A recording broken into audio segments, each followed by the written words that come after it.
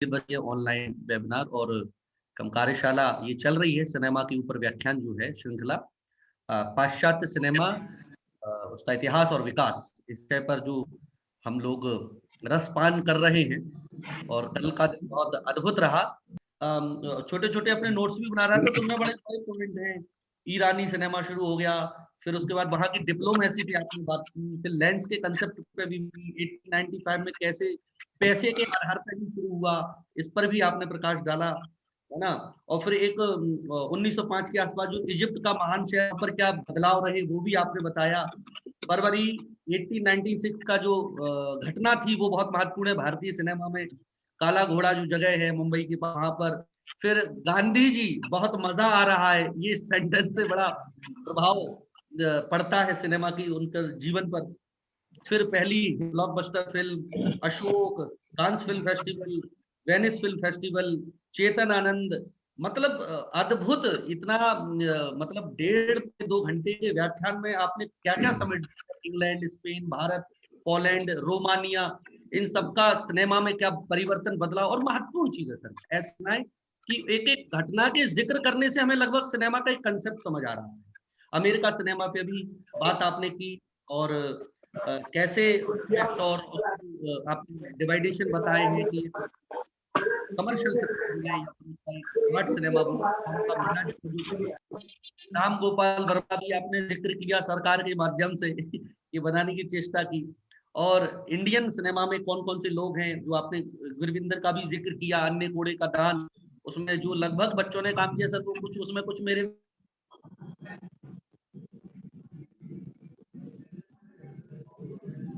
विद्यार्थी हैं। तो ये भी बड़े अच्छा लगा जब आप एक अद्भुत एक कला दर्शन रखते हैं और इतने सरलीकृत ढंग से आपने समझाया कि उसका हमने बहुत आनंद लिया।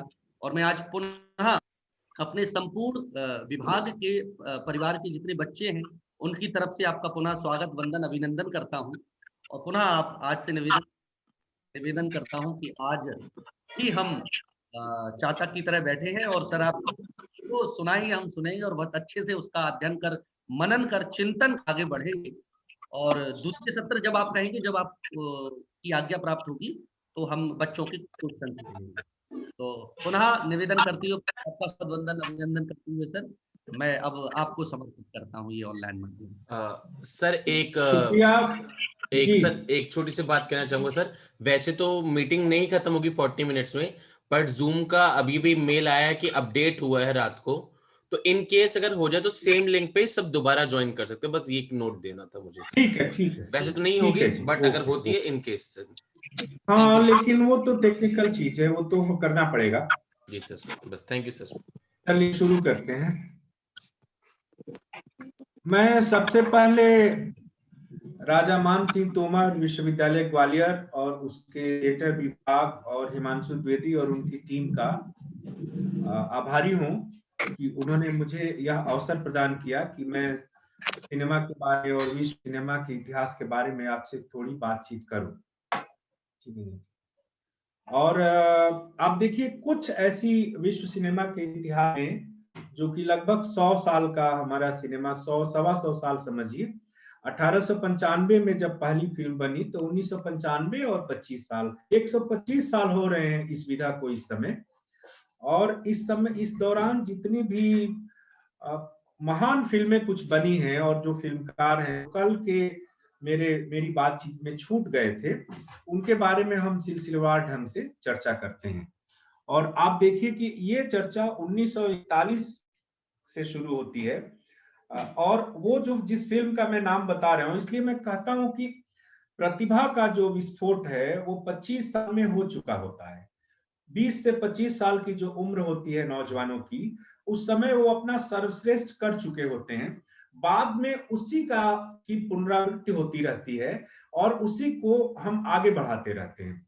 जैसे आप देखें कि आपकी हैंडराइटिंग जो 20 साल तक बन जाती है, वही हैंडराइटिंग जिंदगी भर चलती है। आप बैंक में जब पैसे की लेन देन करते हैं और जो हस्ताक्षर करते हैं, वो 20 साल तक जो बन जाते हैं वही जिंदगी भर चलते रहते हैं। इसका सबसे बड़ा उदाहरण विश्व सिनेमा है, अमेरिका की फिल्म है, जो कि आप देखिए कि दुनिया में जितने भी सिनेमा को श्रेष्ठ साबित करने के मानदंड हैं और सर्वेज हैं, सर्वेक्षण हैं, उसमें पिछले 70 सालों से, 80 सालों से, लगभग 70 साल आप मान लीजिए, 60, 20, 80 सालों से यह फिल्म नंबर 1 चल रही है। आप गूगल सर्वे में जाइए, साइट एंड साउंड जो लंदन की सबसे मशहूर पत्रिका है सिनेमा की, और यहाँ फिर मैं सिनेमा की 4 महत्वपूर्ण पत्रिकाएं हैं दुनिया में जो गंभीर सिनेमा की पत्रिकाएं हैं। एक तो साइट एंड साउंड है जिसको बहुत रेस्पेक्ट के साथ देखा जाता है दुनिया भर में, लंदन की। दूसरी है लंदन की स्क्रीन इंटरनेशनल, और 2 पत्रिकाएं हॉलीवुड अमेरिका की हैं, एक तो हॉलीवुड रिपोर्टर और अगली है वैरायटी। तो ये सब के जो सर्वे हुए हैं उनमें एक फिल्म को अभी तक नंबर 1 माना गया है। मैं उसी फिल्म से शुरू करूंगा, और उसके डायरेक्टर हैं ऑर्सन वेल्स, और उस फिल्म का नाम है सिटीजन केन।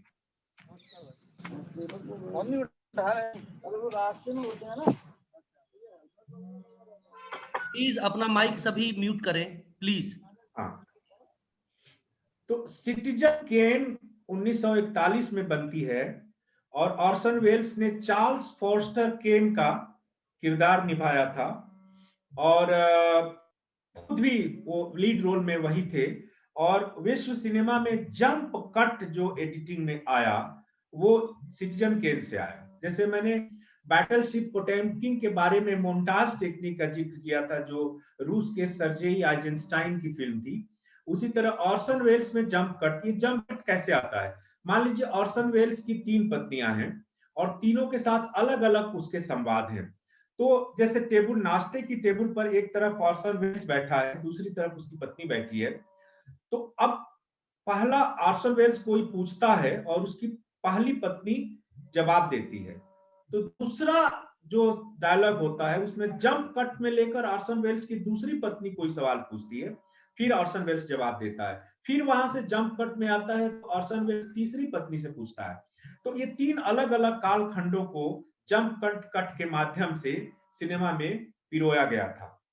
तो उसके ये सिटीजन केन, ये एक उस समय रूपर्ट मर्डोक का जन्म नहीं हुआ था, और उस समय अमेरिका में मीडिया उतना ताकतवर नहीं हुआ था जितना कि बाद के वर्षों में हुआ। और हमने देखा कि रूपर्ट मर्डोक को, और इस पर हॉलीवुड की एक फिल्म आई थी tomorrow never dies, James Bond की, और उसमें बताया गया कि कैसे एक टेलीविजन चैनल 2 देशों में लड़ाई करवा देता है। इतना पावरफुल रूपर्ट मर्डोक की सत्ता है। उसके दुनिया भर में अखबार हैं, उसके समाचार चैनल हैं, उसके रेडियो हैं और उसके मीडिया आउटलेट्स हैं। लेकिन 1941 में अमेरिकी राष्ट्र व्यवस्था के सारे कोलैबोरेशंस को उजागर करती वो फिल्म है सिटीजन केन, जिसमें वहां का माफिया, वहां का पॉलिटिकल तबका, वहां का जो पूंजीपति वर्ग है वो, और वहां मीडिया, ये मीडिया, पूंजी, माफिया और पॉलिटिक्स के गठजोड़ पर सिटीजन केन। लेकिन इसके बावजूद वो कोई क्राइम थ्रिलर नहीं है, वो एक मनुष्य के आताताई हो जाने की कहानी है, जिसके पास अचानक बचपन में ही सोने की खदानों का मालिक बन जाता है वो, और उसके बाद वो इतना अमीर होता जाता है कि अखबार के सारे नॉर्म्स तोड़ देता है, और अपने अखबार को सबसे ज्यादा सर्कुलेशन वाला अखबार बनाने के लिए चार्ल्स फॉस्टर केन तरह तरह के सनसनीखेज खबरें छापता है। वो यूरोप की यात्राएं करता है और यूरोप से महंगे कला की वस्तुएं ले आता है, और वहां कोलोराडो में एक अपने निचाट विशाल और भूतह से महल में, क्योंकि और कोई है नहीं, उसकी सारी पत्नियां और प्रेमिकाएं छोड़कर चली जाती हैं उसके तानाशाही और अराजक रवैये के कारण, तो वो वहां मर जाता है, और मरते हुए उसके मुंह से एक शब्द निकलता है, रोज बड। अब गुलाब की कली, और पूरी फिल्म इस खोज में है कि रोज बड का मतलब क्या है, तो आखिरी रोज बड होता क्या है। और बाद में ये रहस्य खुलता है जब उसके मरने के बाद उसकी सारी वस्तुएं जलाई जा रही हैं, सारे काठ और सारी लकड़ी, उसमें एक बर्फ पर चलने वाली फिसल पट्टी लकड़ी की है जिस पर खड़े होकर बच्चे बर्फ पर चलते हैं, उस फिसल पट्टी पर लिखा होता है रोज बर्ड। यानी कि चार्ल्स फॉस्टर केन इतना अमीर होने के बावजूद, जो कि सरकारें बदलने की कुवत रखता था उसका आकार, अंततः वो अपने बचपन की एक छोटी सी कोमल भावना में टिका हुआ है, और मरते दम तक वो मृत्यु के पहले उसका आखिरी शब्द उसे बचपन की उन्हीं यादों में ले जाता है।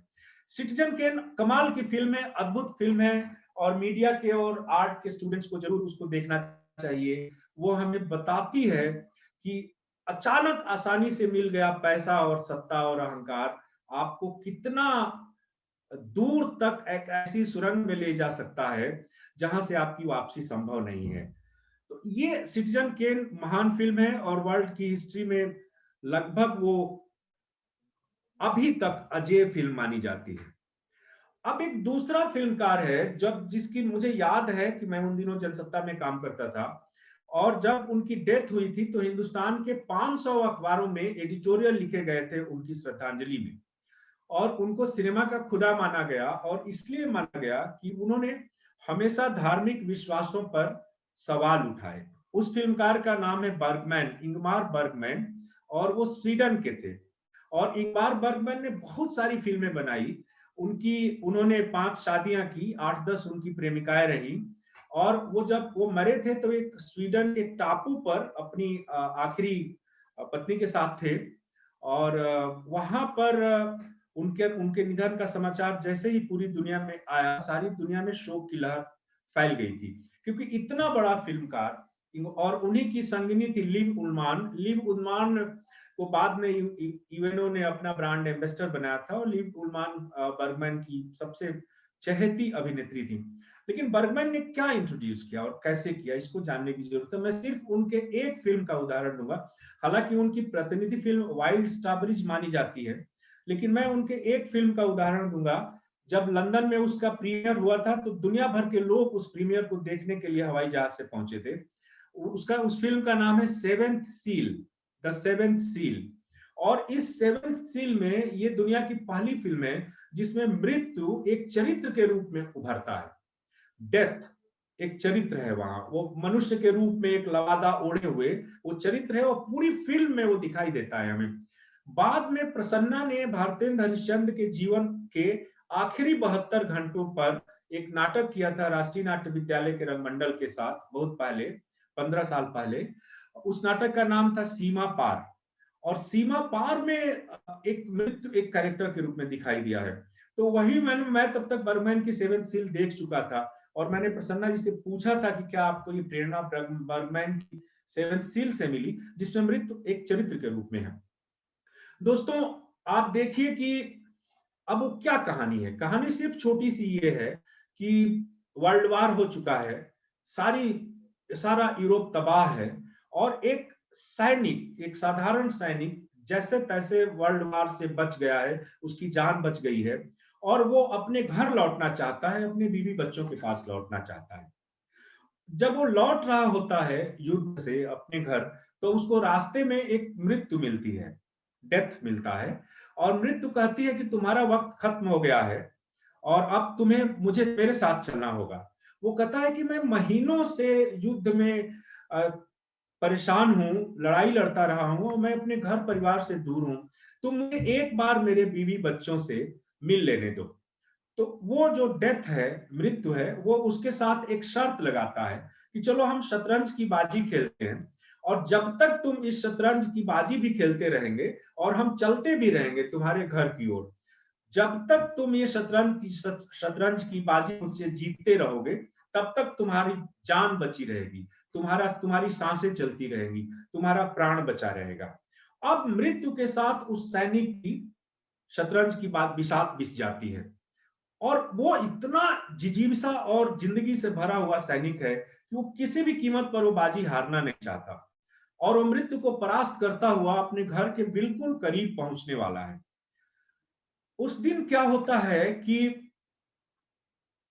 एक चर्च है, और चर्च में सब दोनों चर्च के बाहर रुके हुए हैं रात बिताने के लिए, और शाम को जो सैनिक है उसको थोड़ा गिल्ट होता है। आप लोग देखिए कि क्रिश्चियनिटी में, ईसाई धर्म में एक अद्भुत चीज है, उसको कहते हैं कन्फेशन। यानी कि यदि आपने कोई पाप किया या गलत काम किया है, तो आप विटनेस बॉक्स में जाकर पादरी को सुनाते हुए, प्रीस्ट को यानी पुजारी को सुनाते हुए अपना अपराध स्वीकार करते हैं और कन्फेस करते हैं कि आपसे ये अपराध हो गया है। और उसमें एक शर्त है कि जो पुजारी है वो आपका चेहरा नहीं देख सकता और आप पुजारी को नहीं देख सकते, बीच में एक पर्दा होता है, क्योंकि वो है कि कोई पहचान न पाए एक दूसरे को, तभी तो आप निश्चिंत होकर अपने अपराधों का विवरण देंगे। तो उसमें वो क्या करता है सैनिक, कि सैनिक उस विटनेस बॉक्स में जाता है और विटनेस बॉक्स में वो कहता है कि आज मुझसे एक पाप हो गया। पादरी पूछता है कि क्या पाप हो गया, तो उसने कहा कि आज मैंने मृत्यु को धोखे से परास्त किया शतरंज में। मुझे उसको शतरंज की बाजी खेल के नियमों के अनुसार खेलनी चाहिए थी, मुझे उसको धोखा नहीं देना चाहिए था। तो उसने कहा कि ठीक है, आपने धोखे से परास्त किया, अब तुम ये बताओ कि कल तुम क्या रणनीति अपना रहे हो शतरंज में। और वो सैनिक समझ रहा है कि वो पादरी है, पुजारी, और वो अपनी सारी रणनीतियां उसको बता देता है। अगले सीन में हम देखते हैं, cut to the next scene, कि उस पादरी की जगह वहां से मृत्यु निकल रहा है, डेथ आ रहा है। यानी कि उस सैनिक ने अपने शतरंज की सारी चालें डेथ को बता दी, और जाहिर है कि अगले दिन उसको हारना ही है, यानी कि मौत से कोई जीत नहीं सकता। ये फिल्म है बर्गमैन की सेवेंथ सील, और इस फिल्म को अभी भी विश्व धरोहर माना जाता है, और ये अद्भुत नैरेटिव में ये फिल्म चलती है। और मृत्यु की, तो इस तरह का सिनेमा जो स्वीडन में बर्गमैन ने आज से 50 साल पहले बनाया था। अब आगे एक अगला जो बहुत बड़ा फिल्मकार है हमारे समय का, बर्गमैन की तो डेथ हो चुकी है, वो है ऑस्ट्रिया के माइकल हेनेके। माइकल हेनेके से बड़ा फिल्मकार, तीन ही फिल्मकार इस समय सबसे बड़े यूरोप में जीवित हैं, तीन चार, जिनमें माइकल हेनेके एक है। माइकल हेनेके ने अमोर फिल्म बनाई थी, और अमोर को ऑस्कर अवार्ड मिला था। माइकल हेनेके को कान फिल्म फेस्टिवल में भी अवार्ड मिला था। और अमोर क्या है और क्यों अमोर इतनी इंपॉर्टेंट फिल्म है? आप देखिए कि हम प्रेम के बारे में और जिस्मानी प्रेम के बारे में आमतौर पर हमारी ये धारणा है कि यह नौजवान औरत और नौजवान मर्द के बीच होता है, ये एक युवक युवती के बीच होता है। माइकल हेनके ने वर्ल्ड सिनेमा में पहली बार ये साबित किया अमोर में कि प्रेम किसी भी उम्र में हो सकता है और किसी भी क्षण में हो सकता है। और वो कैसा खूबसूरत प्रेम है, आप देखिए। कहानी सिर्फ इतनी छोटी सी है कि ऑस्ट्रिया के एक अपार्टमेंट में ऊपर और नीचे के फ्लैट में दो लोग रहते हैं, दोनों अकेले हैं। पुरुष 80 साल का है और औरत 70-75 साल की है। एक 80 साल का पुरुष जो कि बूढ़ा हो चुका है, और एक 75 साल की औरत जो कि बूढ़ी है, दोनों अकेले हैं, और दोनों को ऐसी असाध्य बीमारी है कि उनको मरना निश्चित है। और लेकिन मृत्यु से पहले यदि आपको प्रेम हो जाए तो इससे खूबसूरत मौत और क्या हो सकती है।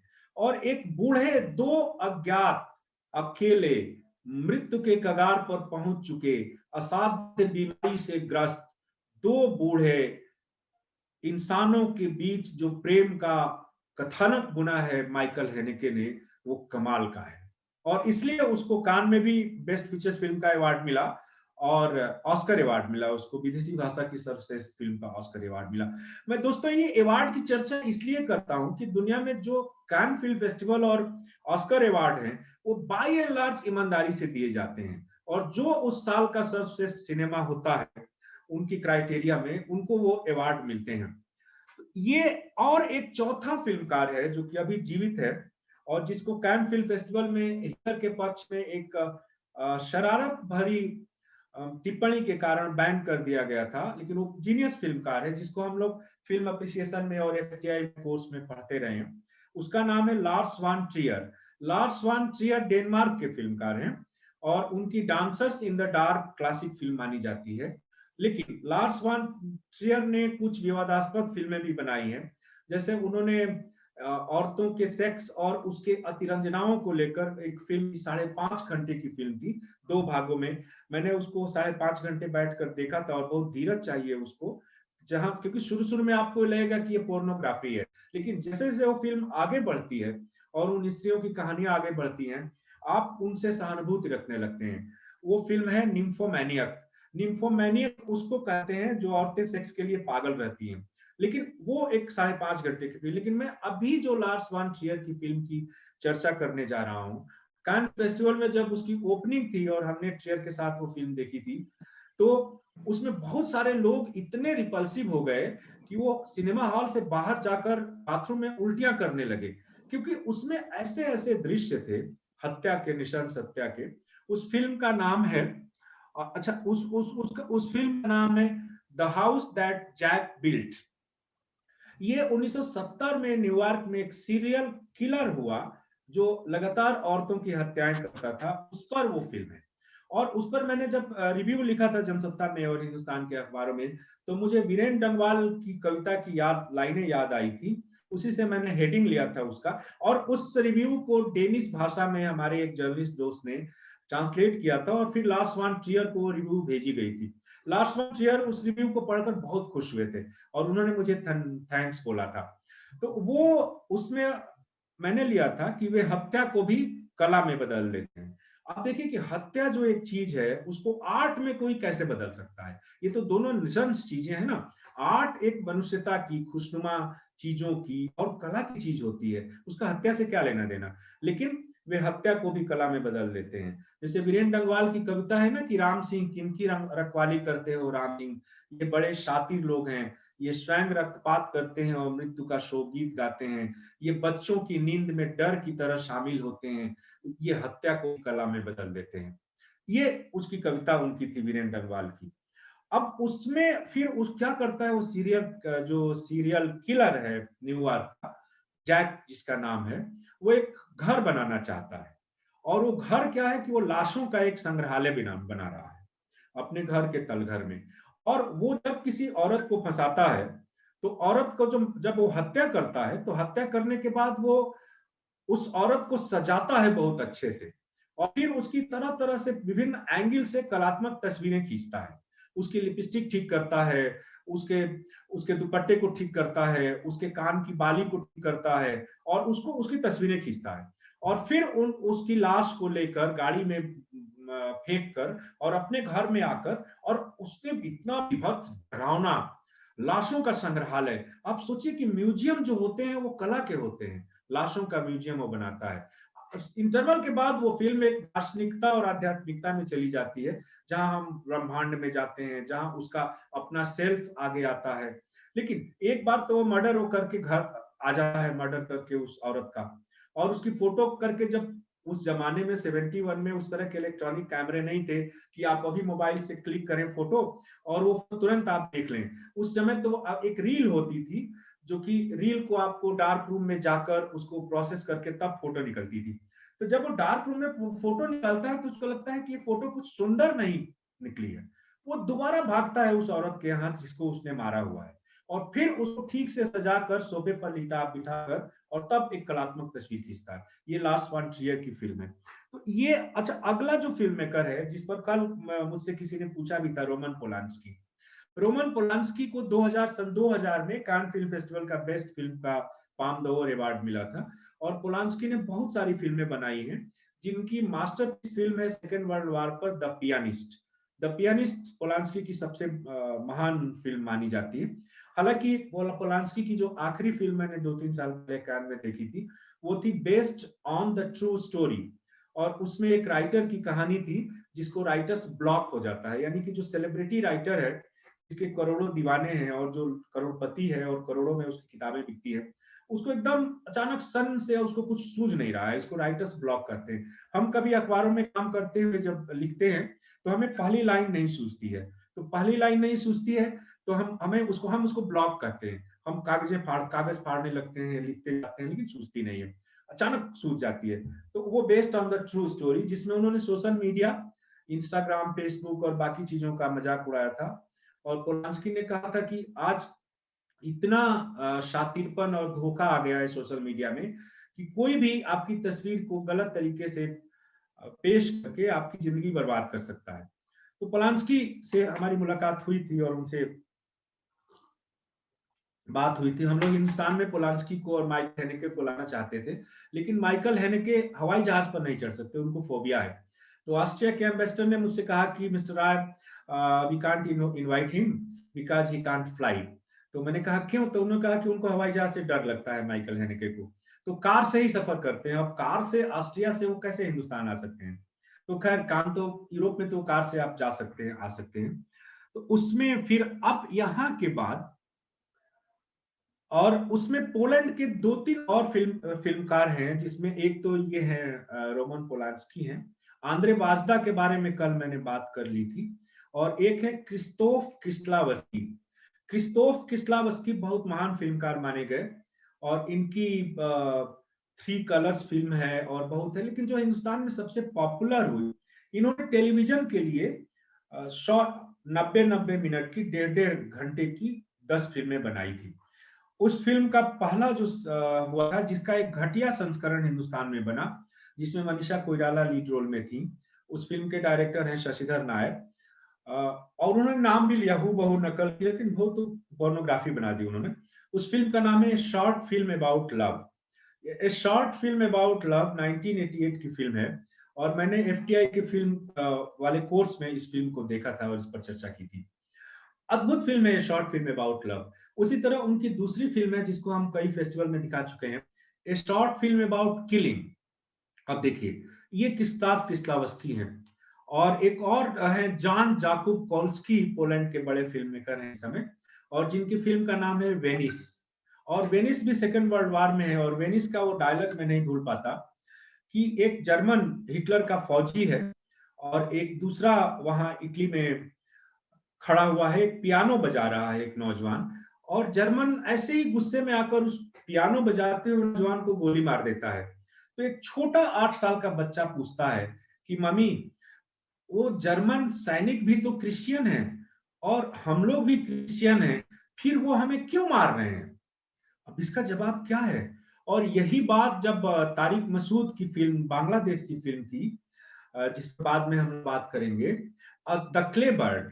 क्ले बर्ड में वो मौलाना है और वो डॉक्टर है जो इस्लाम में यकीन करता है, और जब पाकिस्तान की फौजें आ रही हैं तो वो पूछता है कि वो भी तो मुसलमान हैं, हम लोग भी मुसलमान हैं, लेकिन वो मुसलमान हम मुसलमानों को क्यों मारेंगे? लेकिन उन्होंने मारा, करीब लाखों लोगों को पाकिस्तानी फौजों ने बांग्लादेश में मारा, दोनों मुसलमान थे, और कुरान जला दिया। वो कहते हैं कुरान को कैसे जला सकते हैं मुसलमान? लेकिन जब हमारे भीतर हिंसा आ जाती है, हमारे भीतर घृणा आ जाती है, और हम इंसान से जानवर बन जाते हैं, तो हम कुछ भी कर सकते हैं। ये हमारा सिनेमा हमें बताता है। तो आइए हम थोड़ा सा अब इसके बाद एशिया की सिनेमा पर चलें, और एशिया के सिनेमा पर जाने का मतलब है कि हम पहले जापान चलते हैं। और जापान में, जैसे मैंने एक फिल्मकार के बारे में कल बताया था, 7 समुराई फिल्म, जिस पर शोले फिल्म बनी थी, उसी फिल्म से प्रेरित होकर हमारे यहाँ रमेश सिप्पी और डीपी सिप्पी ने बनाई थी। वो अकीरा कुरोसावा की फिल्म थी। लेकिन मैं एक दूसरे फिल्मकार का जिक्र करना चाहूंगा जो 1962 की फिल्म है, उसका नाम है टोक्यो स्टोरी। टोक्यो स्टोरी ओजो की फिल्म है, और ओजो की जो टोक्यो स्टोरी फिल्म है, वो अपने आने वाले 50 साल बाद जो जापान में हुआ, उसकी भविष्यवाणी वो फिल्म करती है। और मैं जापान के बारे में बस 2 चीज बता दूं अपने नौजवान मित्रों को, जिससे उसको समझने में आसानी होगी, कि जापान इस समय वर्ल्ड की 3rd सबसे बड़ी इकोनॉमी है, अर्थव्यवस्था। जो नंबर 1 है अमेरिका, नंबर 2 है चाइना, और नंबर 3 है जापान। और एशिया की सबसे बड़ी इकोनॉमी जापान है, माने सबसे अमीर देश एशिया का जापान है। और जापानी लोग खूब मेहनत करते हैं, पैसा कमाते हैं और खूब काम करते हैं, और वहीं से हाराकिरी आई थी कि आत्महत्या भी करते हैं। टोक्यो स्टोरी एक मार्मिक कहानी है, जिसको देखते हुए आपकी आंखों में आंसू आ जाएंगे। और वो ये है कि जो पैसे की होड़ है, उस जमाने में तो थोड़ी कम थी, लेकिन इस समय पूरी दुनिया में जो पैसे की होड़ है, पागलपन है पैसा कमाने को लेकर, तो वो कैसे उसको फिल्मकार ले आता है। कहानी देखिए, बस इस टोक्यो स्टोरी को सुनिए कहानी, और ये देखिए आप खुद आपको पता चल जाएगा। एक गांव में, जापान के टोक्यो से बाहर एक गांव में, और जैसा कि हमारे देश में भी हो रहा है कि बच्चे पढ़ लिख कर शहरों में चले जा रहे हैं और अपनी नौकरी करते हैं, उनकी शादियां भी होती हैं और वो अपने परिवार के साथ रहते हैं, और कई कई घरों में पति पत्नी दोनों नौकरियां करते हैं, कमाते हैं। उनके बूढ़े माँ बाप गांव में छूट जाते हैं। जापान में ऐसे बूढ़े लोगों की अपरंपार संख्या है, क्योंकि जापान में जो डेथ रेट है वो कम है और लाइफ रेट ज्यादा है वहां। सुविधाएं ज्यादा है, तो वहां आपको सबसे 100-100 साल के बूढ़े लोग मिलेंगे जापान में, बहुत ज्यादा। अब देखिए कि गांव में, जहां की सभी घरों में केवल बूढ़े लोग रह रहे हैं, क्योंकि उन सबके बच्चे टोक्यो में बस गए हैं और ओसाका में बस गए हैं और बड़े बड़े शहरों में बस गए हैं। एक चिट्ठी आती है, एक पोस्ट कार्ड जैसा कुछ चिट्ठी आती है गांव में एक घर में, और उस चिट्ठी में ये लिखा है कि बेटे ने अपने पिता से और माता से ये अनुरोध किया कि माँ बाबूजी आप मेरे यहाँ आकर रहिए। अब ये घटना वहां 100-200 किलोमीटर के गांव में अनोखी है कि कोई बेटा अपने माँ बाप को लिखता नहीं है चिट्ठी बुलाने के लिए, लेकिन वो लिखा, तो उसके कारण पूरे गांव में जश्न मनाया जाता है।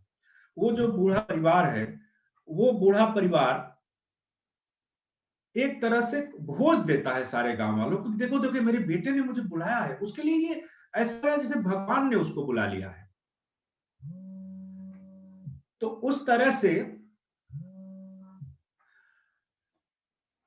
अब देखिए कहां से होता है। तो फिर वो अपना सामान उमान बांधते हैं दोनों, एक बूढ़ी औरत बूढ़ा पिता, वो टोक्यो जाते हैं अपने बेटे के पास, और उनका बेटा टोक्यो का सबसे बड़ा फेमस डॉक्टर है। और वो इतना फेमस डॉक्टर है कि वो 24 घंटा अपने क्लाइंट का इलाज करता रहता है, कभी यहाँ कभी वहां। और जाहिर है आप देखते हैं कि बड़े शहरों में डॉक्टर यदि घर आकर इलाज करते हैं तो उनको डबल पैसे मिलते हैं, और यदि क्लिनिक में आप जाएंगे तो कम पैसे देने होते हैं उसके डबल। तो पैसे के पीछे पागल है। उनकी बहू भी डॉक्टर है और वो भी बहुत नामी गायनोकोलॉजिस्ट है। दोनों खूब पैसा कमा रहे हैं, उनका पास बहुत सारी सुख सुविधाओं की चीजें हैं।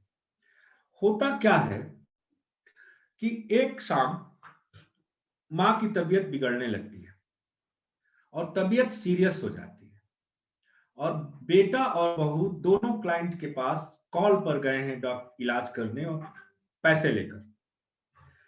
और इससे बड़ा दुर्भाग्य क्या होगा कि जिसका बेटा टोक्यो का सबसे बड़ा डॉक्टर है, उसकी मां इलाज के बगैर उसी के घर में मर जाती है। यहां पर फिल्म क्लाइमेक्स में जाती है कि आप सोचिए कि मैंने जिसका बेटा इस शहर का सबसे बड़ा डॉक्टर हो, उसके पास इतनी फुर्सत नहीं है कि वो खुद अपने घर में अपनी मां का इलाज कर सके, और वो औरत मर जाती है। और उसके बाद जो उसका पिता है वो टूट जाता है, और फिर वो औरत के बच्चे खुचे सामान को एक पोटली में बांधता है और अपने बेटा और बहू को प्रणाम करके कहता है कि अब मैं यहाँ नहीं रह सकता, अब मैं वापस गांव जाना चाहता हूँ। और फिर वो वहां से ट्रेन पकड़कर अपने गांव आता है, और गांव में फिर वो सारे बूढ़े परिवार उसका स्वागत करते हैं और वो पूछते हैं कि कैसी रही तुम्हारी यात्रा, तुम्हारे बेटे और बहू ने तुम्हारा कितना ख्याल किया। अब क्राइसिस ये है कि वो किस मुंह से बताए कि मेरे बेटे और बहू ने मेरा इतना ख्याल किया कि मेरी पत्नी मेरी आंखों के सामने बिस्तर पर बीमार पड़ी और चल बसी। ये है टोक्यो स्टोरी। आप सोचिए 1962 का जापान, और उस जापान में अब का जापान तो और ज्यादा मेटलिस्टिक भौतिकवादी हो गया है। तो फिर ये सवाल आता है ना, जैसे मैं एक बार, आदमी को कितना पैसा चाहिए, आपको कितना क्या चाहिए, मतलब जिंदगी का जो मेन फलसफा है कि आपको ये जरूर जानना चाहिए कि जिंदगी से आपको आखिर चाहिए क्या। यदि आप ये सवाल का उत्तर नहीं दे पाएंगे तो आप जिंदगी भर भटकते रहेंगे इधर उधर यहाँ वहां। और जब आपको समझ में आएगा कि आपको जिंदगी से चाहिए क्या, तब आप इतने बूढ़े अशक्त और बीमार हो चुके होंगे कि फिर उस जिंदगी का आप कुछ भी नहीं कर सकते। इस तरह से आता है। तो ये टोक्यो स्टोरी एक इट्स हार्ट ब्रेकिंग स्टोरी। और आप देखिए कि मैंने जब देखा था तो मेरी आंखों में आंसू बह रहे थे, और उस समय मैं रोक नहीं पा रहा था कि फिर ये किसके लिए है, ये पैसा, ये बच्चे, ये बहू और सारी चीजें। ओज्जू को मैं महान फिल्म मेकर मानता हूँ। दुर्भाग्य से ओज्जू की वो फिल्म हिंदुस्तान में अवेलेबल नहीं थी। मैंने उसकी एक copy DVD British film institute London से खरीदी थी, बहुत महंगी मिली थी। उस जमाने में 15 पाउंड की मिली थी, जो 1500 रुपए होते हैं। तो इस तरह से वो उसका हुआ था। अब सेवन समुराई के बारे में मैंने आपको बता दिया था, और आखिरी सीन के बारे में भी कल मैंने बता दिया था, जो लड़ाके थे और शोले फिल्म बनी। एक नई फिल्मकार आई है जापान में, जिसका नाम है नाओमी क्वासे। वो जब 19 साल की थी, जैसे समीरा मकबलबफ 19 साल की थी, तो कान में उसकी फिल्म ब्लैक बोर्ड दिखाई गई थी। और नाओमी क्वासे को कान ने अपने अनसर्टेन रिगार्ड की जूरी का प्रेसिडेंट बनाया। नाओमी क्वासे की हर फिल्म कान में मेन कंपटीशन सेक्शन में गई है। और उसकी एक फिल्म जिस पर मैंने लिखा भी था अपने अखबार में, उसका नाम है हिकारी। हिकारी जापानीज शब्द है, और हिकारी को अंग्रेजी में कहेंगे द रेडियंस, और द रेडियंस को हम हिंदी में कहेंगे चमक। और ये चमक का संबंध किससे? हमारी आंखों से, क्योंकि रोशनी, चमक, आंखें। अब आइए देखते हैं, एक बहुत पहले ओशीमा की फिल्म आई थी। ओशीमा की फिल्म एडल्ट लोगों को जरूर देखनी चाहिए, वो एडल्ट फिल्म है, 72 की फिल्म है, उसने वर्ल्ड में तहलका मचाया था। तो ओशीमा की फिल्म थी, उसके अंग्रेजी में टाइटल है द रेल्म ऑफ सेंसेस। उसमें बहुत ज्यादा एक्सपोजर है और बहुत सारे उस तरह की सीन्स हैं, दृश्य हैं, जिसको देखकर हमारे यहाँ के लोगों का हार्ट फेल हो सकता है। लेकिन वो फिल्म जरूर एक फिल्म के अध्येताओं को जरूर देखनी चाहिए। ओशीमा की फिल्म का जो हीरो है, वो इस फिल्म में एक बहुत बड़े कैरेक्टर रोल में है, हिकारी में, द रेडियंस में। ये कहानी क्या है कि 60 की उम्र पार कर रहा है एक ऐसा फैशन फोटोग्राफर, जो अपनी पूरी जवानी में इतना बड़ा सेलिब्रिटी रहा है कि टोक्यो, ओसाका और जापान में उसके चाहने वालों की भरमार है।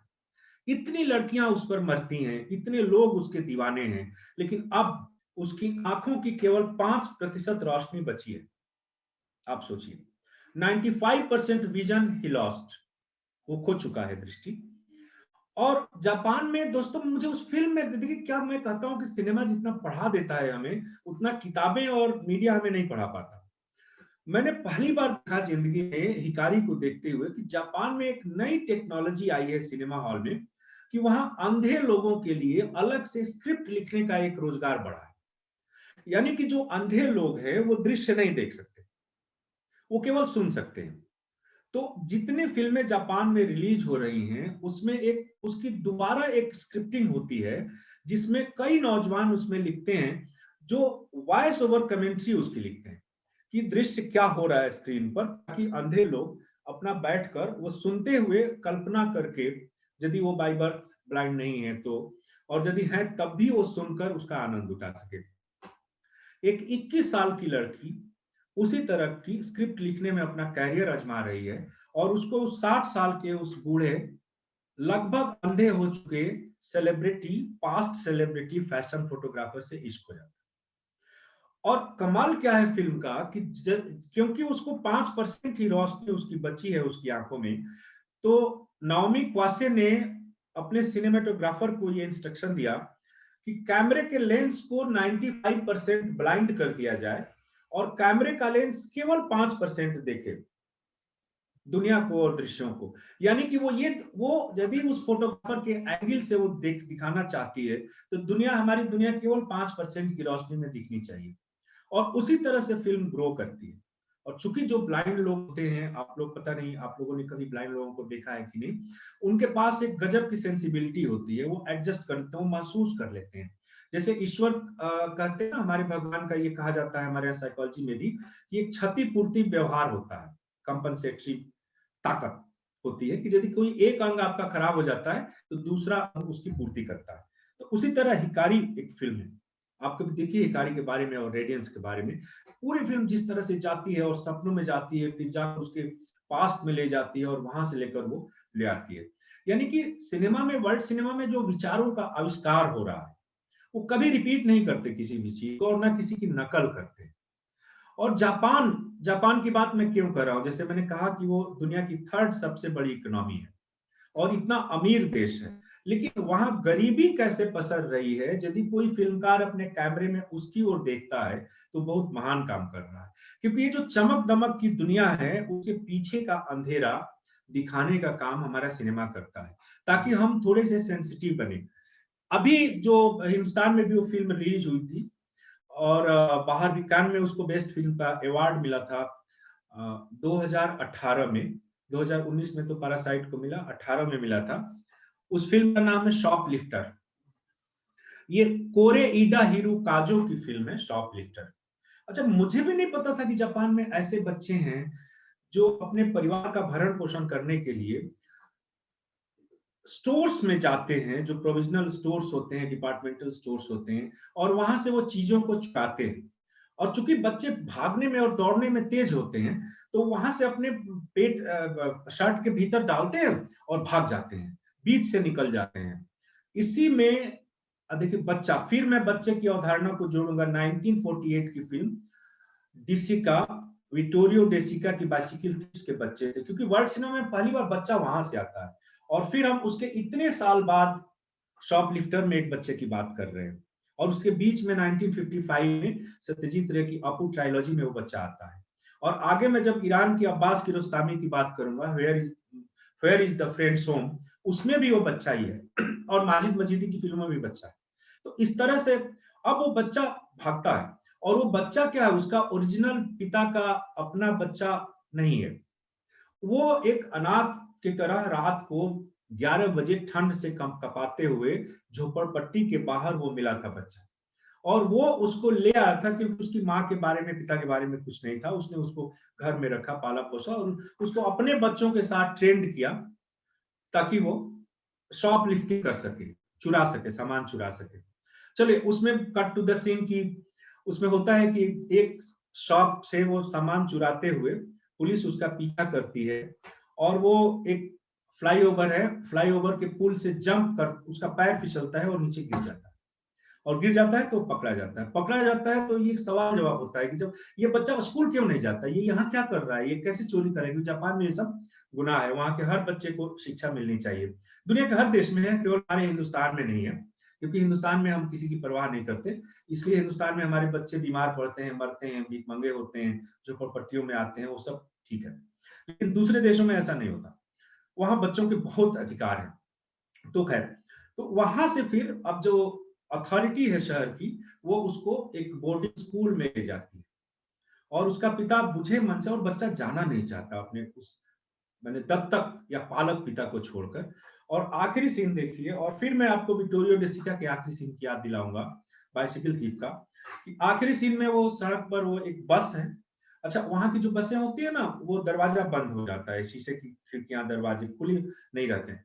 तो उसमें वो बस में चढ़ाता है उसको, बच्चे को, और बच्चा ऐसे कर रहा है शीशे के भीतर से, और वो कहता है पापा पापा पापा, और उसका जो पालक पिता है वो बस के पीछे दौड़ता हुआ भाग रहा है।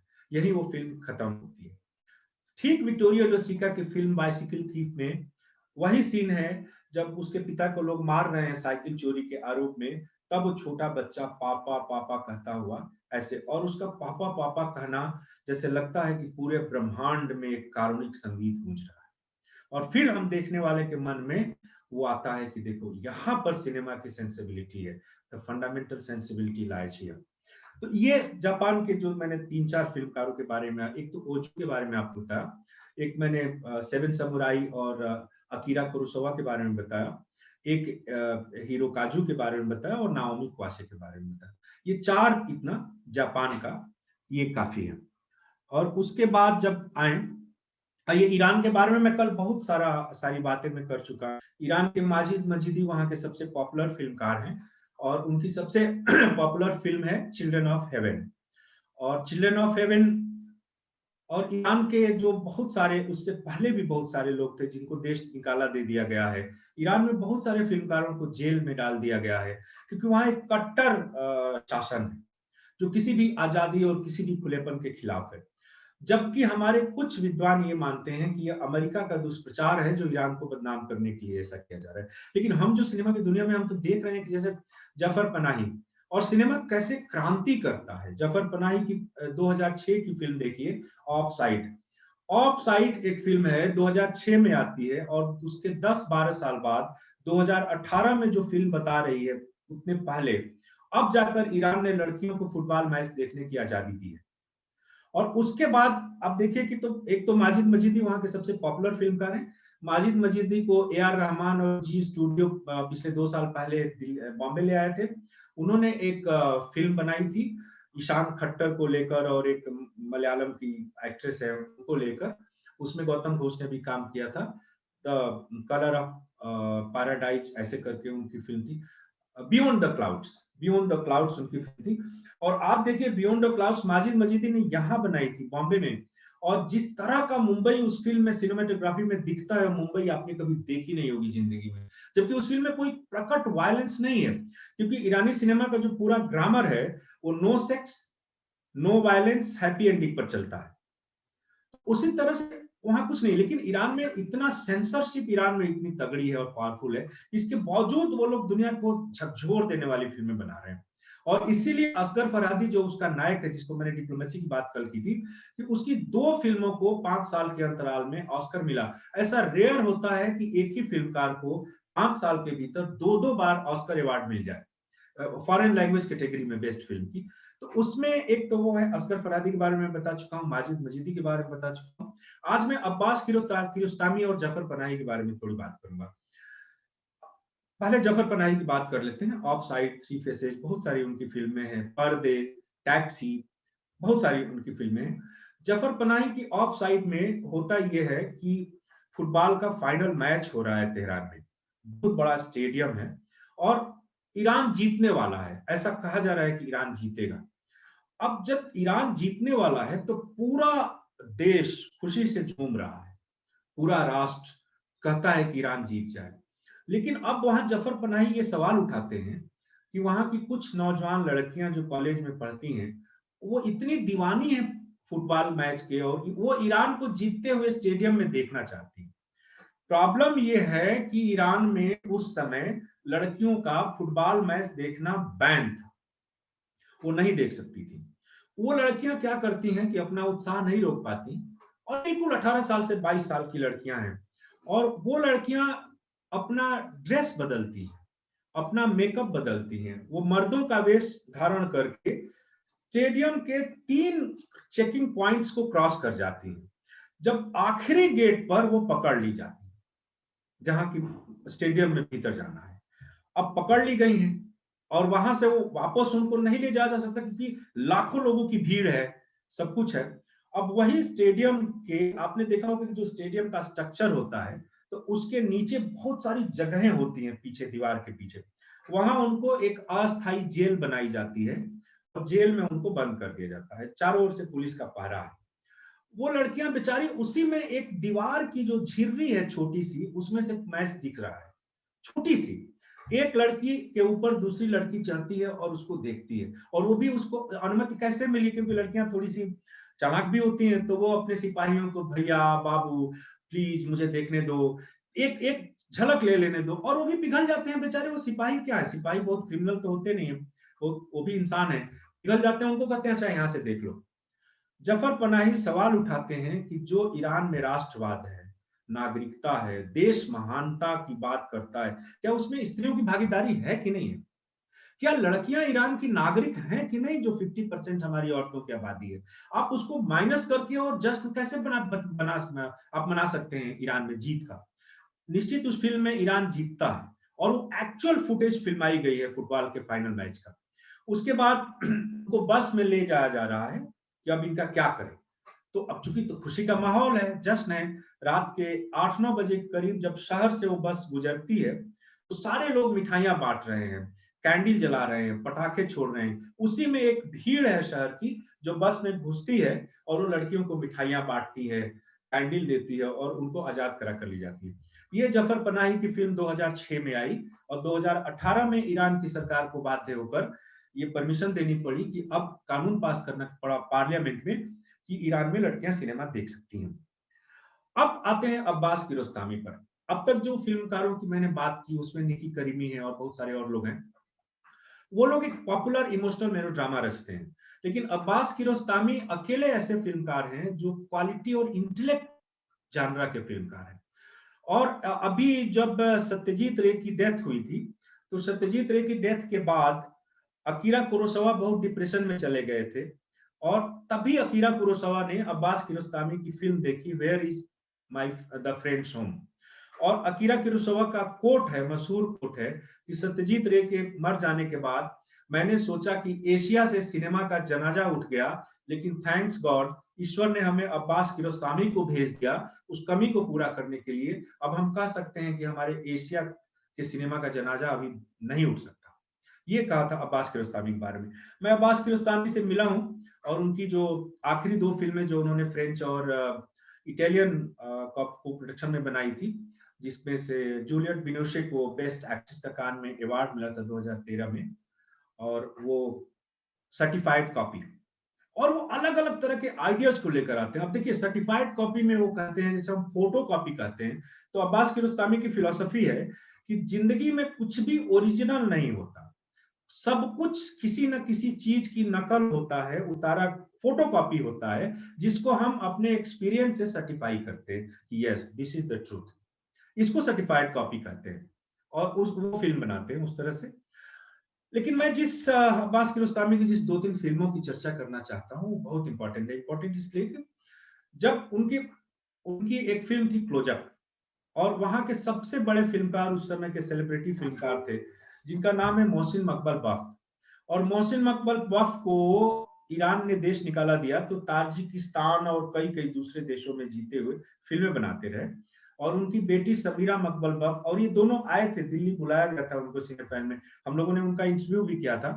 तो मोहसिन मकबल बफ, एक आदमी मोहसिन मकबल बफ बना है। जैसे अभी एक सीरियल के बारे में मैंने सुना है, अनुराग कश्यप वर्सेस अनुराग कश्यप, कोई वेब सीरीज जैसा मैंने सुना है, मैंने देखा नहीं है, लेकिन वो ठीक उसकी प्रेरणा उसी फिल्म से आती है जो क्लोजअप है, जिसमें अब्बास कियारोस्तामी ने ऐसे एक आदमी को लिया है जो खुद को मोहसिन मकबल बफ मान बनाकर लोगों से पैसे लेता है फिल्म बनाने का, और लोगों को पूरा धोखा भी देता है और आगे भी जाता है, ये सब करता है।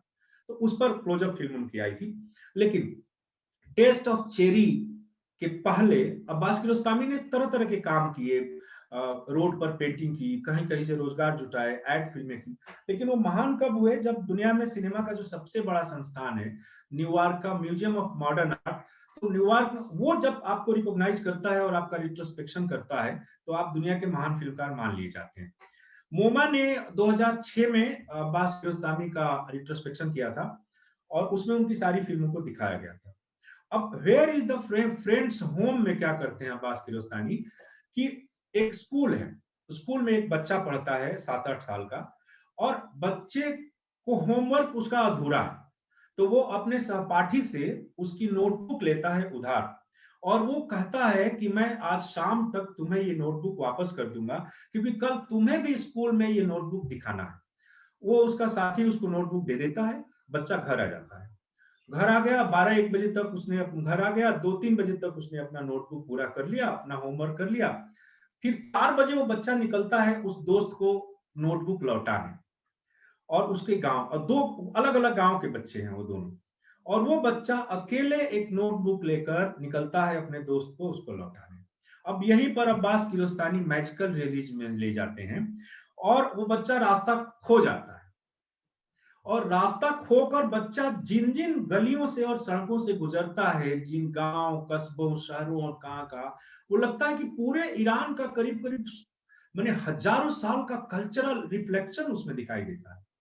और उस डीप कल्चर में अब्बास कियारोस्तामी, जिसको उनको वर्ल्ड फेम मिली थी where is the friend's home में।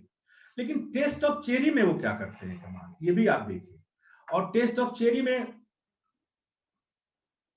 जो लोग थिएटर के स्टूडेंट हैं, वो थिएटर में जो fourth wall, the concept of fourth wall है, आप गूगल में जाइए और फोर्थ वॉल का कॉन्सेप्ट देखिए।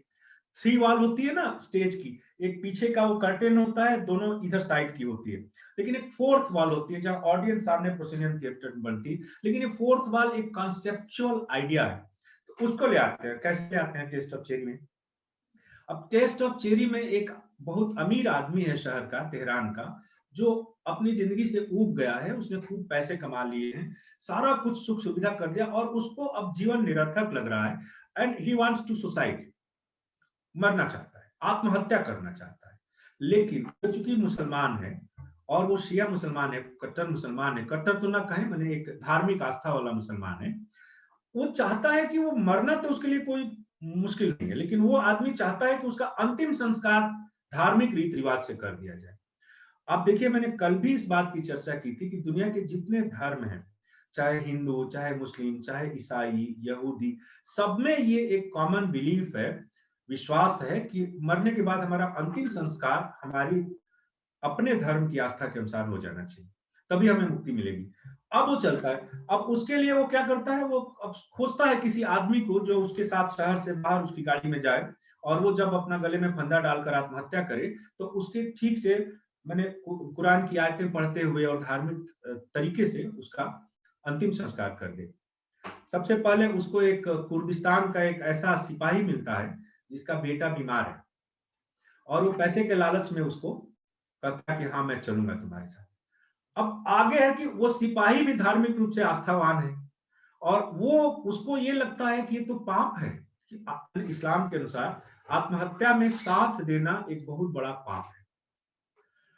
अब वो कहता है कि नहीं, मैं तुम्हारे ही नहीं, तुम्हारे इस काम में मैं सहयोग नहीं कर सकता, क्योंकि ये बहुत बड़ा पाप है। और वो उसके कार से उछलकर भाग जाता है। फिर वो दूसरे को हायर करता है, तीसरे को करता है।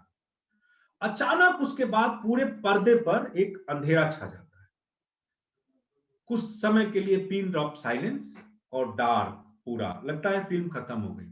लेकिन जैसे ही रोशनी आती है, हम देखते हैं कि फोर्थ वॉल तोड़कर, सिनेमा की पर्दे को तोड़कर उधर से अब्बास कियारोस्तामी आते हैं, निकलते हैं, और खुद अपने कास्ट एंड क्रू को इंस्ट्रक्शन दे रहे होते हैं कि तुम इसको ऐसे करो, ऐसे करो, ऐसे करो। ये है टेस्ट ऑफ शेरिंग।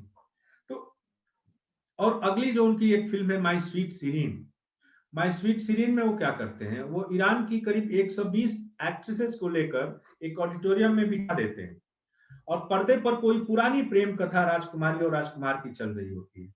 दर्शकों को पर्दे का एक दृश्य नहीं दिखाई देता। कैमरा पूरे 1.5 घंटे तक उन ईरान के 120 अभिनेत्रियों के फेशियल एक्सप्रेशन को कैच करता है, और it's the collage of the facial expression of the actresses, all actresses. और उसको स्वीट सीरीन में इस तरह से अब्बास कियारोस्तामी उस तरह से ले जाते हैं। और असगर फरहदी के बारे में, जैसे उनको सेपरेशन को मिला, सेल्समैन को अवार्ड मिला, और इतना सारा हुआ, तो इसके बारे में मैं आपको बता चुका हूं।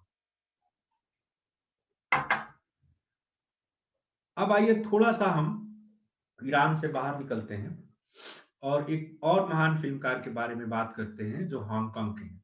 हांगकांग के बहुत सारे, हांगकांग एक छोटा सा एक देश है, बहुत छोटा सा देश है, जो ब्रिटेन का उपनिवेश था और वहां ब्रिटिश कल्चर रहा है।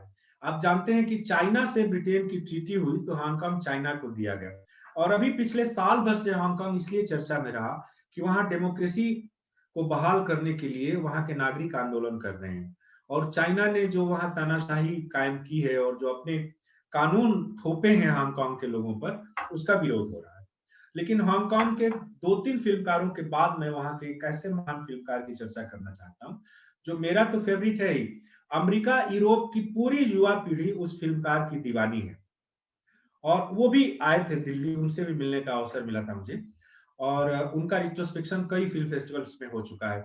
इस बार उनको कान फिल्म फेस्टिवल के कान क्लासिक में ओपनिंग फिल्म उनकी रखी गई थी, और उस पर भी मैंने लिखा है मेरे फेसबुक पेज पर, और अखबारों में कई जगह उनके बारे में लिख चुका हूँ। तो वहां के जो जिस फिल्मकार से शुरू करते हैं हांगकांग के, उसमें एक तो स्टेनले क्वान है।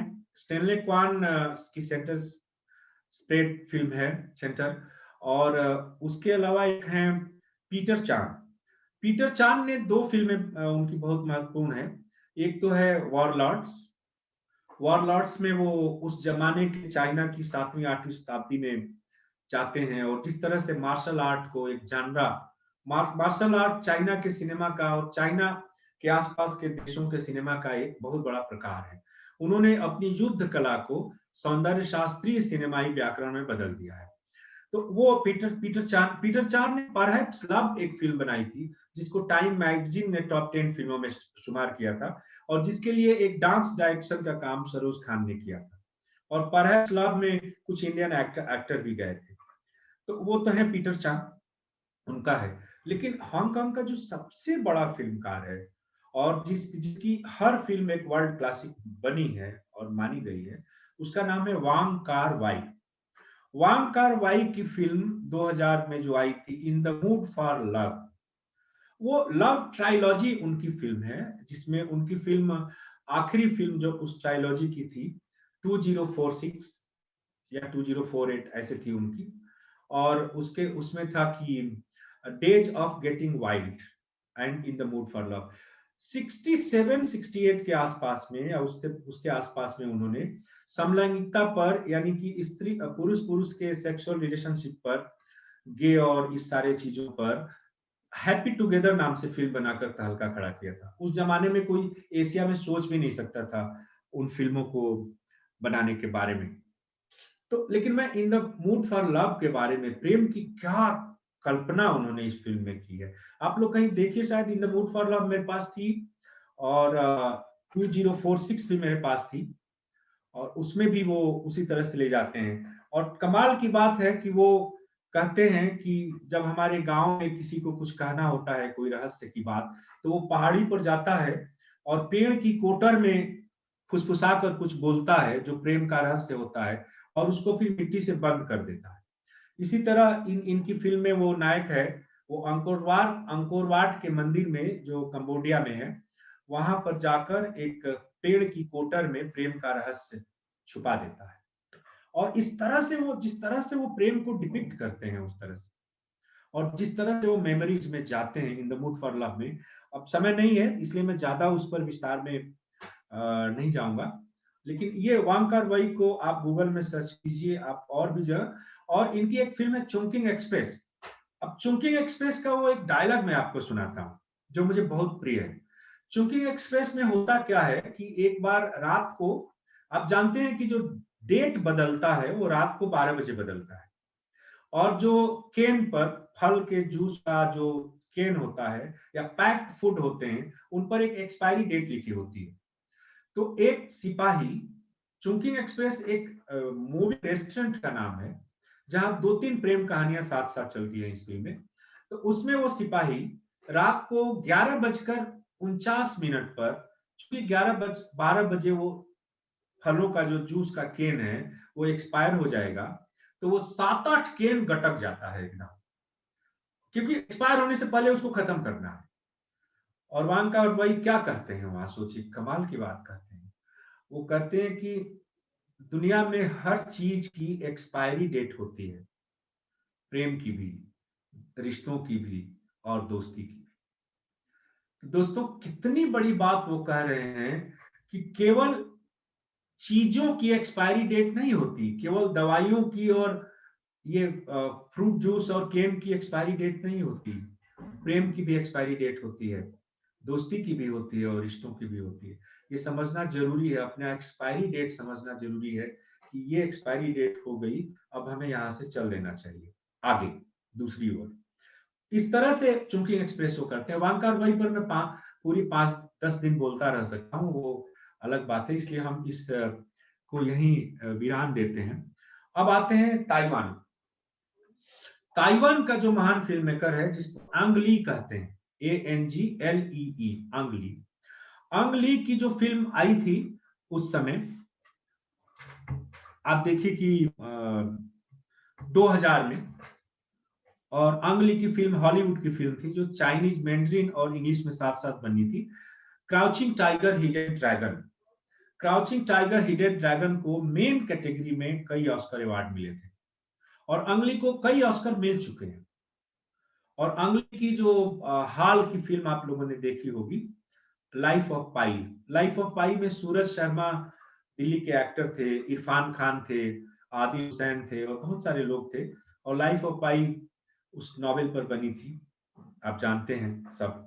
और वो भी इंडियन राइटर का नॉवेल है लिखा हुआ, लाइफ ऑफ पाई। पांडिचेरी से शुरू होकर भी पांडिचेरी तक वो फिल्म आती है, और पूरा समुद्र में जिस तरह से उसको फिल्माया गया था कि एक कितने मैंने 6 महीने तक शेर, जानवर और इंसान साथ साथ रहे थे, किसी ने किसी को खाया नहीं था। तो आप देखिए, तो वो लेकिन इनकी और फिल्म है लस्ट कॉशन, जिस पर मैंने एक आर्टिकल लिखा था पिछले दिनों अंग ली पर। अंग ली ने ब्रैंडबॉक बोन ब्रॉक माउंटेन एक फिल्म बनाई थी 2006 में, वहां जाकर, अमेरिका जाकर। तो ये अंग ली ताइवान के बहुत बड़े फिल्मकार हैं, और अभी भी वो सक्रिय हैं, एक्टिव हैं, कान फिल्म फेस्टिवल की जूरी में हैं। और उनके लिए भी जब फिल्म बनाने का अवसर आता है तो उनको पैसे की कोई कमी नहीं होती, और उनकी फिल्में ब्लॉकबस्टर होती हैं। माने क्वालिटी में तो होती ही हैं तो ये महान फिल्में, लेकिन वो बॉक्स ऑफिस पर भी पैसे कमाने का रिकॉर्ड तोड़ती हैं। और उनकी फिल्में वर्ल्ड वाइड रिलीज होती है, हांगली की फिल्में। तो वो वहां से, और वहां जैसे हांगकांग, चाइना, ताइवान, ये सब सारा एक क्लाउड है और वो उनका बहुत बड़ा मार्केट वहां पर बनता है। लेकिन अभी जो जिसको कान फिल्म फेस्टिवल ने जो एक कम उम्र के उनसे, हालांकि वो भी बहुत सीनियर फिल्मकार हैं और उन्होंने काफी कमाल किया है और इस समय काफी जगह उनका नाम है। उनका नाम है जिया झंके। जिया झंके की 2 फिल्में अभी चर्चित हो रही हैं दुनिया भर में, माउंटेन में डिपार्ट और माउंटेन में डिपार्ट और ऐश इज प्यूरेस्ट व्हाइट। ऐश मतलब राख को कहते हैं कि राख ही सबसे शुद्ध सफेद है। मैंने हिंदी में आप उस टाइटल को लें, ऐश इज प्यूरेस्ट व्हाइट। वो तो एक दोनों लव स्टोरीज हैं दोनों।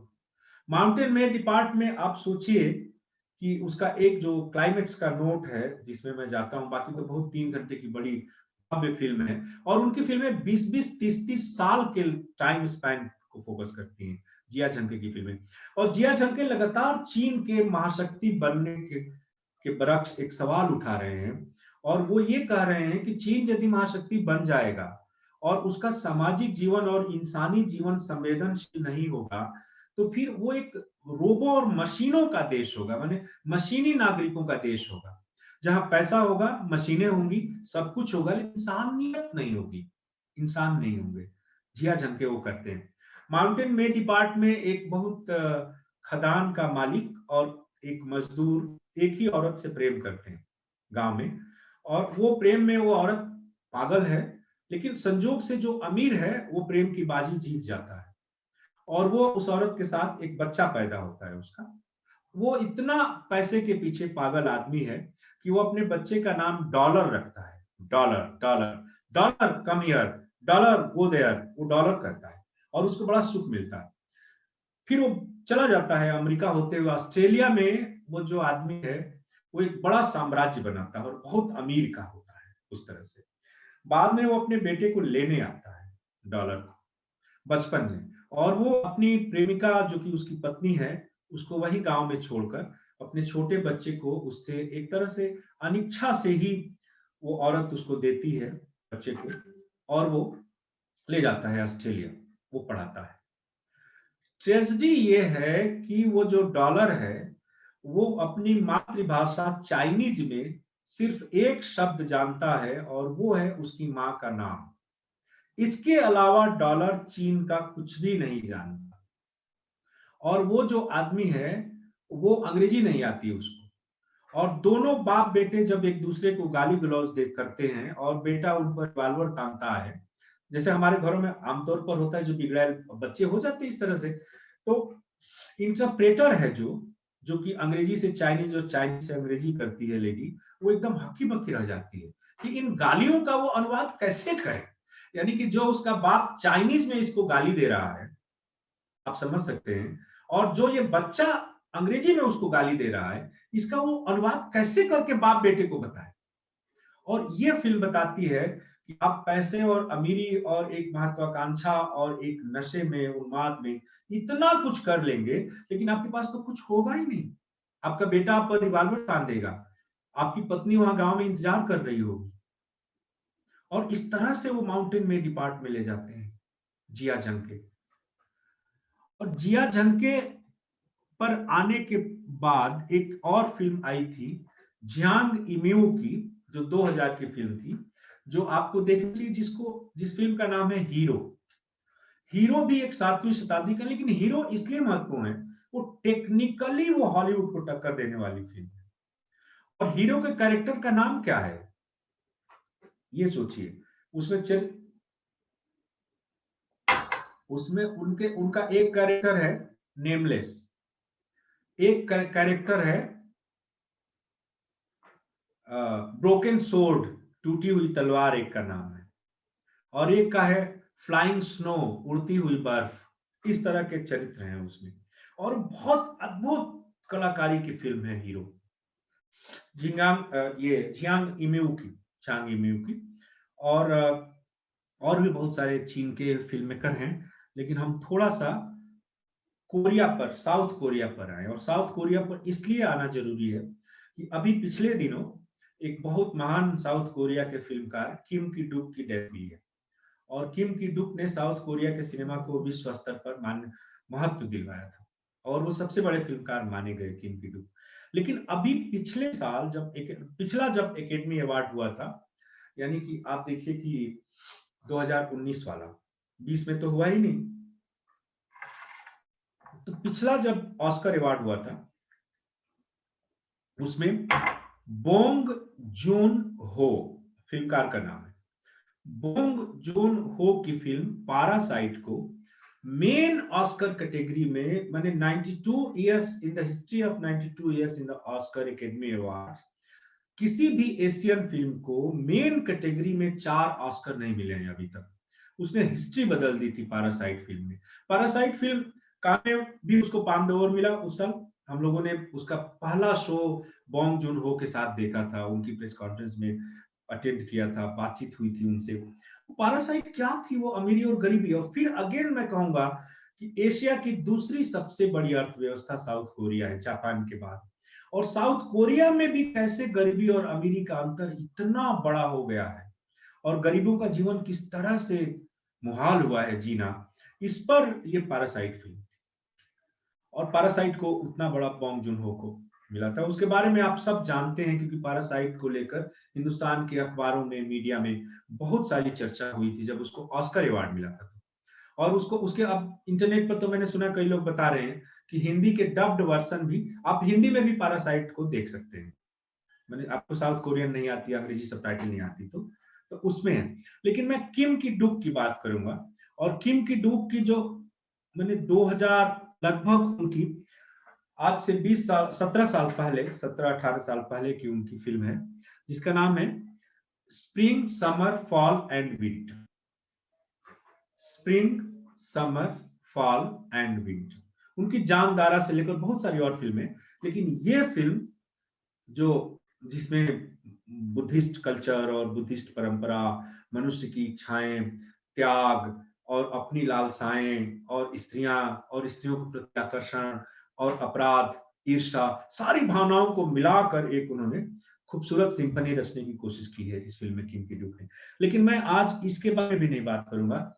मैं जिस फिल्म को देखकर दहल गया था उसका नाम है human space time and human. ये 2018 की फिल्म थी, human space time and human. अब इसी फिल्म के बारे में थोड़ी सी बात मैं जरूर करना चाहूंगा।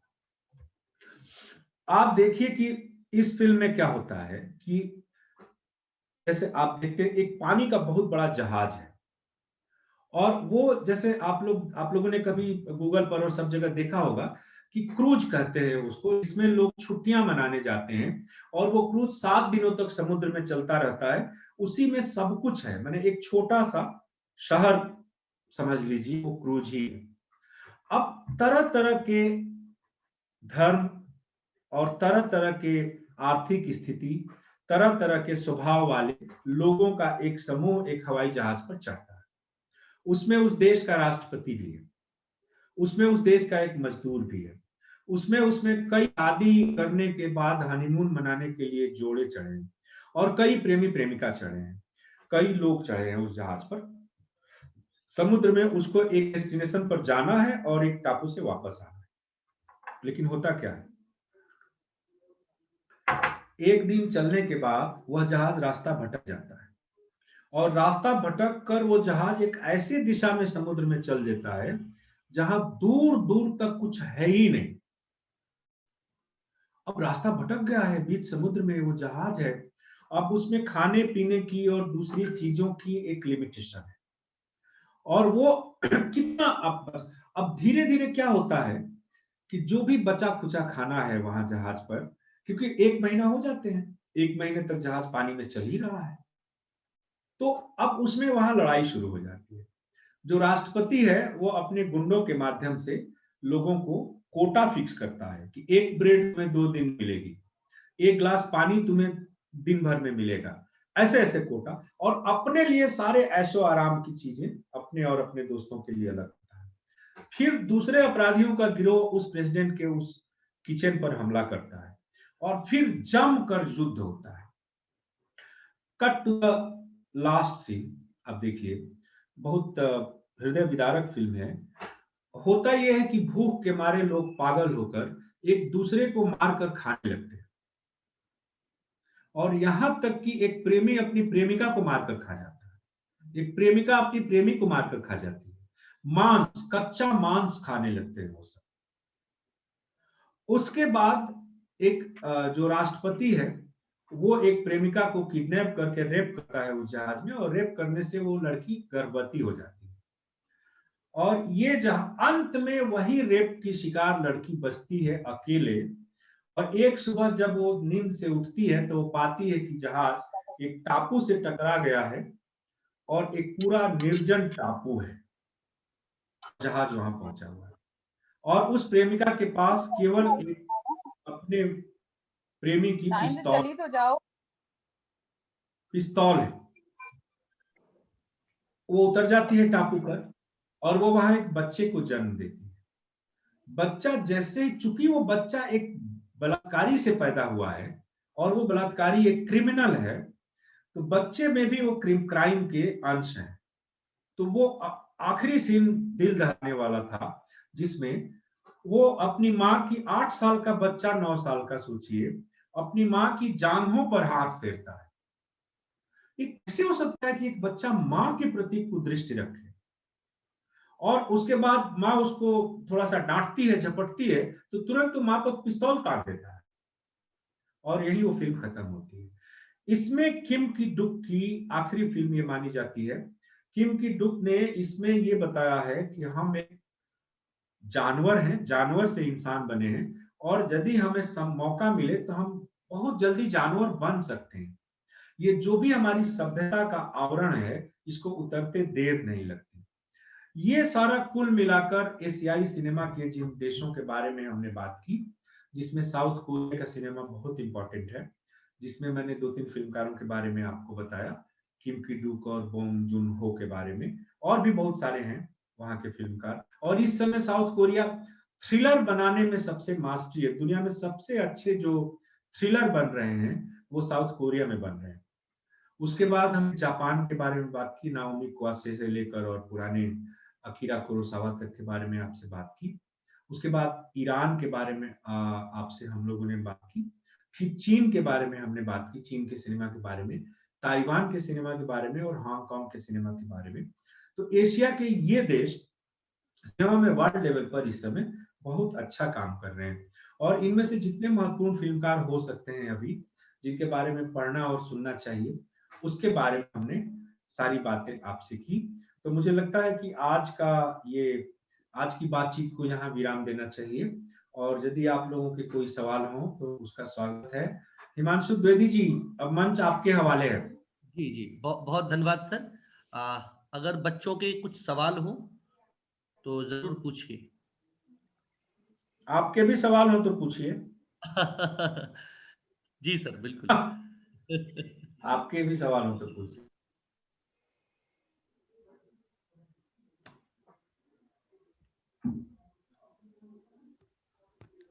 कुछ बच्चे पूछना चाह रहे हैं तो कल पूछना। हाँ प्रमोद पूछिए।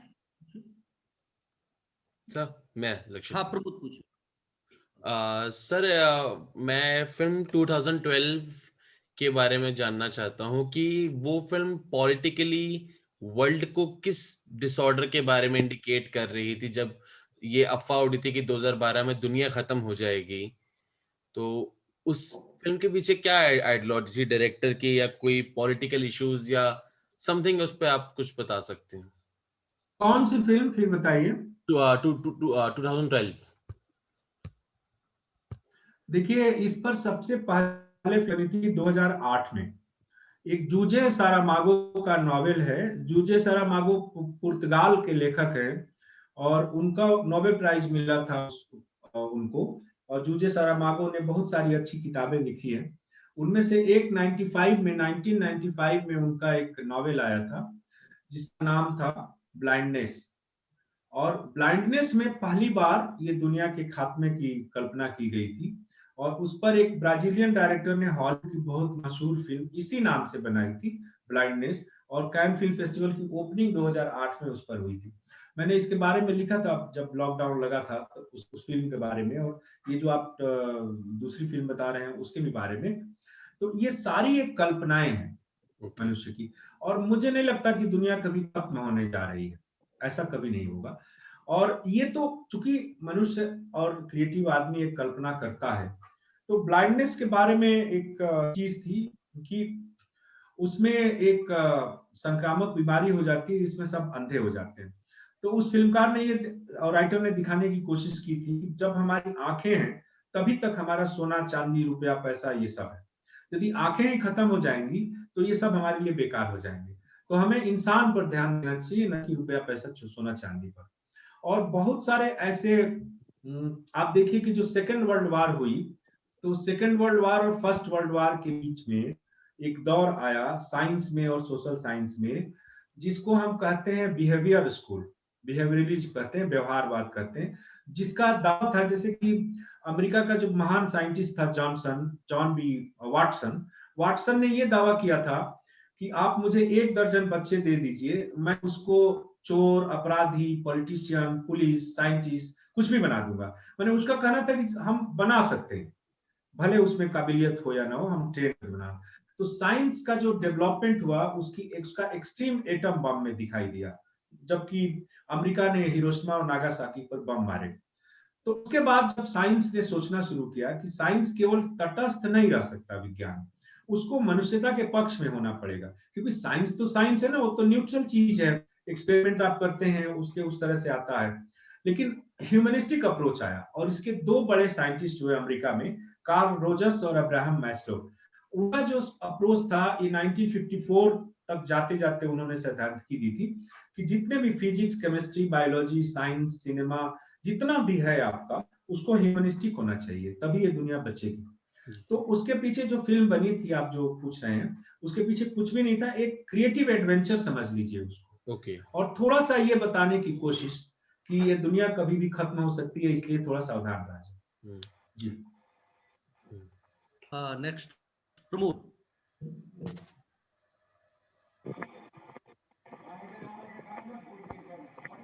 आवाज नहीं आ रही प्रमोद आपकी। सर मैं क्या पूछ सकता हूँ सवाल?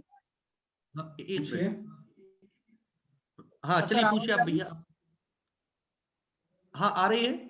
सर आपने एक फिल्म का नाम बताया था, शॉर्ट फिल्म अबाउट लव, तो हाँ। हिंदी में सर कौन सी फिल्म बनी है उस पर? एक छोटी सी लव स्टोरी, वो बड़ी वाहियात सी फिल्म, शशिधर नायर ने बनाई थी, मनीषा कोइराला उसमें लीड रोल में थी। सर आपने आप उसको देखने के बदले शॉर्ट फिल्म अबाउट लव ही देख लीजिए, मिल जाएगी आपको। वो बहुत घटिया फिल्म थी, पोर्नोग्राफी में बदल दिया था उन्होंने। जी सर आपने एक बताया था सिनेमा में बच्चा बाइसिकल थीव्स से आया है, तो सर आप मुझे ये समझ में नहीं आया सर आपने किस संदर्भ में बताया, क्योंकि सर द किड में चार्ली चैपलिन भी पहले एक बच्चे के साथ काम कर चुके थे। मैं साइलेंट एरा की बात नहीं कर रहा था, जब ये प्रॉपर सिनेमा एस्टेब्लिश हो गया पूरी दुनिया में आर्ट फॉर्म में, और जिसने रेलेवेंट कैरेक्टर के रूप में काम किया था। द किड अभी मैंने देखी थी चार्ली चैपलिन की, ये कायरो इंटरनेशनल फिल्म फेस्टिवल में दिखाई गई थी, उनके भी चार्ली चैपलिन के 100 साल पूरे हो रहे थे तब दिखाई गई थी। लेकिन वो तो है, वो तो अलग एक हिस्ट्री है, प्री टॉकीज हिस्ट्री है ना चार्ली चैपलिन की। लेकिन ये जब से टॉकीज बनी मूवी जिसमें साउंड आया, डायलॉग आया, उसके बाद मैंने सर अभी बर्थ ऑफ अ नेशन एक फिल्म का नाम आता है जो कि हॉलीवुड के इतिहास में मतलब ऐसा माना जाता है, बात की थी। जी सर सबसे पहली फिल्म बात की। सर सबसे पहली फिल्म मान सकते हैं क्या उसे, जो प्रॉपर फिल्म के तरीके से बनी थी? आप मान सकते हैं। तो सर मेरा सवाल ये है कि हॉलीवुड की पहली फिल्म 1915 में प्रॉपर एक अच्छे तरीके से फिल्म बनती है, और हमारे इंडिया में राजा हरिश्चंद्र 1913 में बनती है। हाँ। तो सर आप इतने समय बाद क्या कारण है कि मतलब शुरुआत उद्भव साथ साथ हो रहा है दोनों का, और इतने समय बाद वो हमसे इतने आगे? नहीं, वो देखिए, आप सिनेमा की अमेरिका में तो टेक्नोलॉजी, अमेरिका और इंग्लैंड 2 लोगों ने सिनेमा की टेक्नोलॉजी को बहुत ज्यादा डेवलप किया था, और हमारे देश में 1960 तक जितनी भी टेक्निकल जो सिनेमा का काम होता था वो लंदन से होता था। जैसे कलरिंग जो थी सिनेमा की, जो 3 कलर पर कलर रंगीन सिनेमा बनना शुरू हुआ, तो वो भी इंग्लैंड से होता था। तो हमारे यहाँ तो टेक्नोलॉजी उस समय विकसित नहीं हुई थी। राजा हरिश्चंद्र हमारी पहली फिल्म थी और हमारी पहली ब्लॉकबस्टर और कंप्लीट फिल्म बनने में काफी समय लगा, जिसको मैंने किस्मत बताया था अशोक कुमार की, और आलम आरा वगैरह 31 वगैरह जाते जाते। लेकिन उस पहले अमेरिका का फिल्म उद्योग बहुत विकसित हो चुका था, तो कोई तुलना नहीं है उसकी और उसकी। मतलब टेक्नोलॉजी ही इसका एक कारण हो सकता है? नहीं, दिमाग, इंटेलेक्ट। सर जी सर। हेलो। जी, नेक्स्ट कौन हाँ पूछना सर, चाहता? मैं सर। हेलो पूछिए पूछिए। सर, नमस्कार। सर, मैंने 2008 में फिल्म एप्सिलेशन कोर्स डीएवी यमुनानगर में अटेंड किया था आपका। जी हाँ, जी हाँ। और वहां पे मैंने एक फिल्म देखी थी, टिन ड्रम, एक बच्चे की एक टिन ड्रम कहानी। हाँ, जर्मनी तो उस पे जी, टिन ड्रम उस पे भी मैं सर। क्योंकि समय कम था ना, देखिए हाँ अभी जी। 1:40 हो गए, तो लगभग 1.5 घंटा हो गया बोलते हुए। तो ये इतना बड़ा टॉपिक है ना कि इसमें आपने अच्छा, टिन ड्रम को मैं बताना चाहता था थोड़ा, लेकिन टाइम नहीं मिला, फिर कभी उससे बात करेंगे। काफी प्रभावित गुंटर हुआ था सर ग्रास इससे की मैं। रचना है टिन ड्रम, हाँ और जी। वोल्कर सिंड्रॉफ उसके डायरेक्टर हैं। और वोल्कर सिंड्रॉफ बहुत नामी डायरेक्टर हैं जर्मनी के, और टिन ड्रम के राइटर को नोबेल प्राइज मिल चुका है, गुंटर ग्रास को। तो सर उसमें भी बच्चे का रोल जो था काफी प्रभावित था, और तो कैसे वो डायरेक्टर बाद में ने। आया ना, मैंने टिन ड्रम तो भी हाल की फिल्म जी है जी। ना। मैंने जी तो जी। 1948 की बात की, बाइसिकल थीफ वाली, कि उस हाँ जी, बच्चे वहां के से। रोल दुनिया भर के फिल्मकारों ने प्रेरणा ली और चाइल्ड को एज ए कैरेक्टर फिल्म में ले आना शुरू किया। Thank you sir. और किसी बच्चे का कोई सवाल? चलिए, बहुत बहुत धन्यवाद सर। और जिज्ञासा तो मेरे मन में भी बहुत है सर, बहुत सारे सवाल हैं, लेकिन आराम से पूछूंगा। और वो मैं ये चाहता हूं कि सवाल बने रहें, क्योंकि उसी की प्रेरणा से फिर हम एक एप्रिसिएशन कोर्स जो एमपीए 4th सेमेस्टर के हमारे बच्चों के पाठ्यक्रम में है, उसके लिए एक प्रस्ताव हम रखते हैं आपके मार्गदर्शन में। और फिर जब आपसे साक्षात्कार सामने होगा तो फिर काफी सवालों के जवाब हमें मिलेंगे, ऐसी मैं उम्मीद करता हूं। और इस सत्र के प्रथम और द्वितीय दोनों को मिलाकर मैं आपका बहुत दिल से संपूर्ण विभाग की तरफ से बहुत अभिनंदन, वंदन और धन्यवाद ज्ञापित करता हूं सर, आभार प्रदर्शन करता हूं।